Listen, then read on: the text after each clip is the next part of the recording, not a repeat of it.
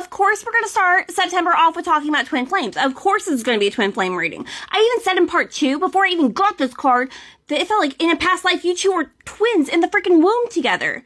I feel like when you see each other, like there's something about these eyes, this magnetic connection that when you see each other, like you know you've spent lifetimes together in different ways.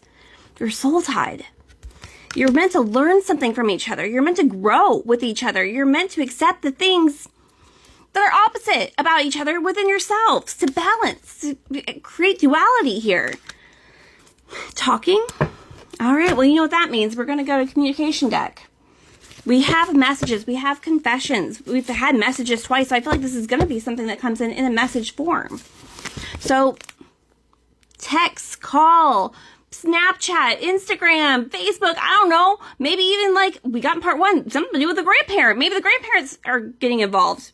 Either on this plane or like if they're passed on, they're getting involved. Maybe through dreams. There's stuff going on here. Okay, the universe is pushing you two together significantly in this month. You've done enough work. The things that were triggering are now activation. You're better. You're both doing so much better. And I feel like you could accept each other better. You could take in each other better. It's not so painful anymore. It's not so painful anymore. There's something about bees.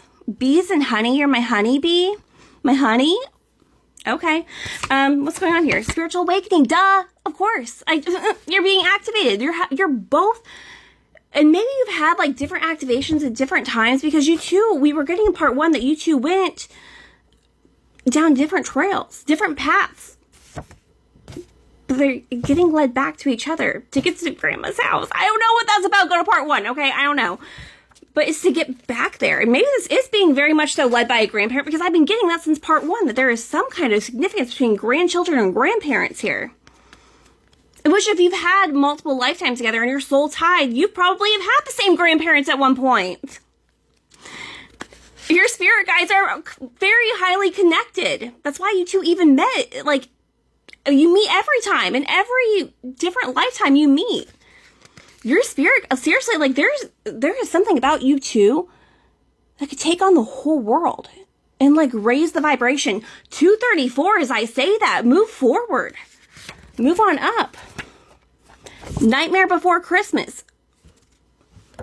Okay, that's a movie, obviously. Why are you getting so much Halloween shit lately? Jeez!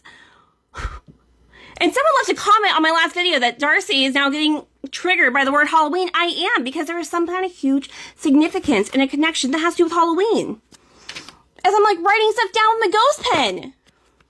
There's a big ghost situation here, ghosting each other. You warned me.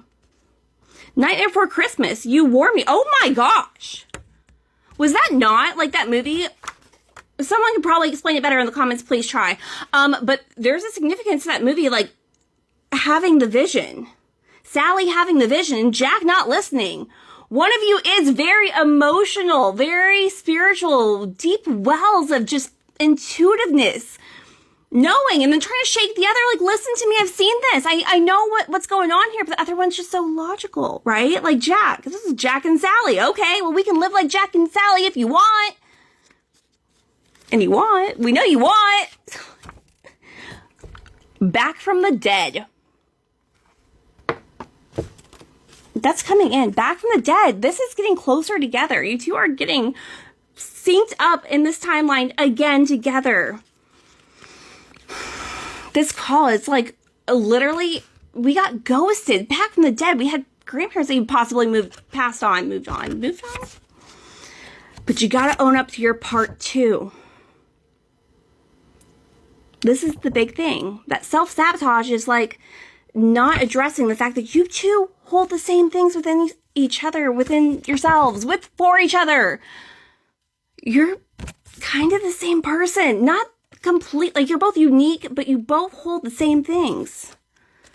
But you gotta own up too. And I feel like there's a little bit of this, like the distance has been created bigger because there's a fear of not acknowledging what you did too, or what they did too. Like, can we not just get over this, right? Over the river and through the woods? Like, let's get to this point so we can eventually be reunited with our spirit team in the afterlife. I would have loved you forever. I would have loved you forever. I do love you forever. Look, this confession is coming in. Holidays are very significant. Maybe you're going to be spending at least one of those next 3 holidays together. Halloween. Why do I say next 3?